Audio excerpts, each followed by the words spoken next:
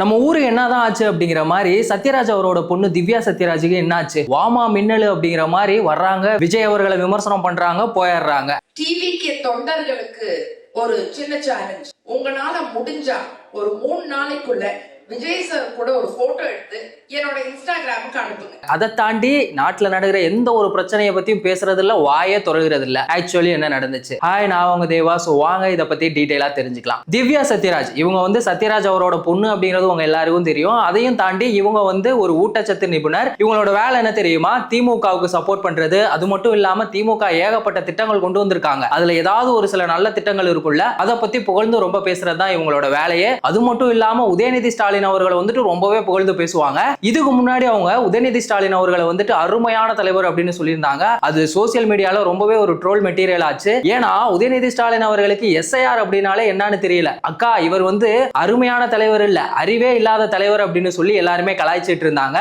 விஜய் அவர்களை வந்து இன்டைரக்டா அந்த டைம்ல வந்து விமர்சனம் பண்ணியிருந்தாங்க. என்ன சொல்லியிருந்தாங்க அப்படின்னா, திரையில நடிக்கிறவங்க எல்லாம் வந்துட்டு ஹீரோ கிடையாது, தரையில மக்களுக்காக போராடுறவங்க தான் ஹீரோ அப்படின்னு வந்து சொல்லியிருக்காங்க.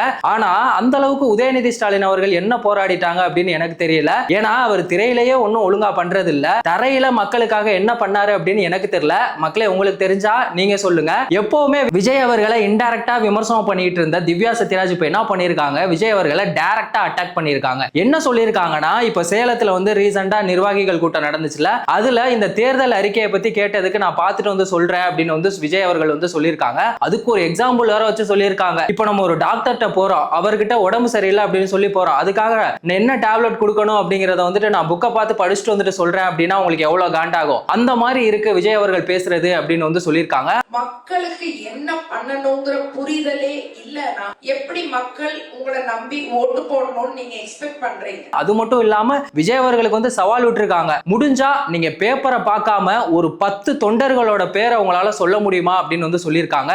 விஜய் சாருக்கு ஒரு சின்ன சேலஞ்ச். உங்களால பேப்பரை பார்க்காம உங்க கட்சியில இருக்கிற ஒரு 10 தொண்டர்களோட பேரை சொல்ல முடியுமா? அது மட்டும் இல்லாம விர்ச்சுவல் வாரியர்ஸே வந்து அட்டாக் பண்ணியிருக்காங்க. உங்களுக்கு வந்து 3 நாள் டைம் தரேன், அதுக்குள்ள நீங்க விஜய் அவர்களோட ஒரு போட்டோ எடுத்து என்னோட இன்ஸ்டாகிராம் ஐடியில எனக்கு அனுப்புங்க அப்படின்னு வந்து சொல்லியிருக்காங்க. அதுதான் இப்ப சோசியல் மீடியால வந்து ரொம்பவே கான்ட்ரோவர்சியா போயிட்டு இருக்கு. இன்னொரு விஷயம் என்ன சொல்லியிருக்காங்க அப்படின்னா, தாவேகா வந்துட்டு 100% பெண்களுக்கு பாதுகாப்பான ஒரு கட்சி அப்படின்னு வந்து சொல்றீங்க. ஆனா அந்த லட்சணத்துல அது இருக்கா அப்படிங்கிற ஒரு கேள்வியையும் கேட்டிருக்காங்க. நீங்க வந்துட்டு ஒரு கூட்டத்துல பேசும்போதெல்லாம் வந்து நல்லா தான் பேசுறீங்க, பெண்களுக்கு பாதுகாப்பு தர போறோம், நாங்க ஆட்சிக்கு வந்தா அதை பண்ண போறோம், இதை பண்ண போறோம்னு. ஆனா ரியாலிட்டி அப்படி இருக்கா அப்படின்னு வந்து சொல்றாங்க. ஏன்னா விஜய் அவர்களை பத்தி யாராவது எந்த ஒரு பெண் நிர்வாகி யாரோ பேசினாலும் அவங்க மேல வந்துட்டு ஆசிட் அடிப்பேன் அப்படின்னு வந்து தாவேகாவோட தொண்டர்கள் சொல்றாங்க. அது மட்டும் இல்லாம ஆபாசமா பேசுறாங்க.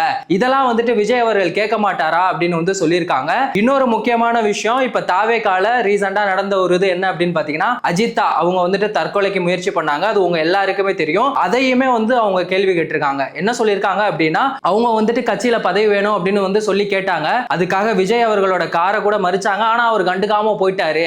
உங்க கட்சியில பெண்களுக்கு எந்த சேஃப்டியும் செக்யூரிட்டியும் கிடையாது. இது வந்து நீங்க உங்க கட்சியில் இருக்கிற அஜிதா அப்படின்னு ஒரு பொண்ணை ட்ரீட் பண்ண விதத்திலேயே தெரியுது. அந்த விஷயத்துல எல்லாம் நம்ம வந்துட்டு டிவிக்கு முட்டு கொடுக்க முடியாது. ஏன்னா அது வந்து ரொம்பவே தப்பு. அவங்க கட்சியில பதவி கேட்டாங்க, அதுக்கு அவங்க வந்து சரியான ஒரு ரெஸ்பான்ஸ் பண்ணிருக்கணும். நீ முன்னால போனா நான் பின்னாடி வரேன் அப்படிங்கிற மாதிரி, முன்னாடி இவங்க இங்க போராட்டம் நடத்திட்டு இருந்தா புசியானந்த் அவர்கள் பின்னாடி ஓடிட்டேன்ல அப்படிங்கிற மாதிரி அவர் பாட்டு தலை தெரிச்சு ஓடிட்டாரு. அந்த ஒரு விஷயம் வந்து எல்லாராலையுமே பெருசா பேசப்பட்ட ஒரு விஷயம் தான். அதை தாண்டி பெண்களுக்கு என்ன ஒரு பாதுகாப்பு இல்லாத ஒரு கட்சியா தாவேகா இருக்கு அப்படின்னு தெரியல. இவ்ளோ பேசுறாங்க, பெண்களுக்கு ஆன பாதுகாப்பு கொடுக்கணும், மக்கள் பணி தான் என்னோட பணி, சிறந்த பணி அப்படி இப்படின்னு சொல்றாங்களே. இவங்களோட ஊரான கோவையில அந்த ஏர்போர்ட்டுக்கு பின்னாடி பாலியல் வன்கொடுமை நடந்துச்சுல்ல, அது சம்பந்தமா சத்யராஜ் அவர்களும் வாயத்துறகல, இவங்களுமே அதை பத்தி பேசல. இப்போ ரீசெண்டா செவிலியர்கள் வந்து போராட்டம் நடத்திட்டு இருந்தாங்க. அந்த சமயத்துல அவங்களுக்கு எவ்வளவு ஒரு கொடுமை நடந்துச்சு தெரியுமா? அவங்கள ட்ரெஸ் கூட மாத்த விடாம போலீஸ் தரன்னு இழுத்துட்டு வந்து அவங்கள வண்டியில ஏத்துனாங்க. அந்த கொடுமையெல்லாம் பத்தி அவங்க இது வரைக்குமே எதுவுமே பேசல, வாயே துறகல. ஆனா விஜய் அவர்கள் அப்படின்னா மட்டும் அவங்களுக்கு எங்க இருந்து தான் வாய் வருமோ தெரியல, டைரக்டா கிளம்பி வந்துருவாங்க, வந்து விமர்சனம் பண்ணுவாங்க. அந்த மாதிரி தான் இப்போ வரைக்குமே வந்து பண்ணிட்டு இருக்காங்க. தாவேகால வந்துட்டு பெண்களுக்கு பாதுகாப்பு இல்ல அப்படின்னு வந்து சொல்றீங்களே,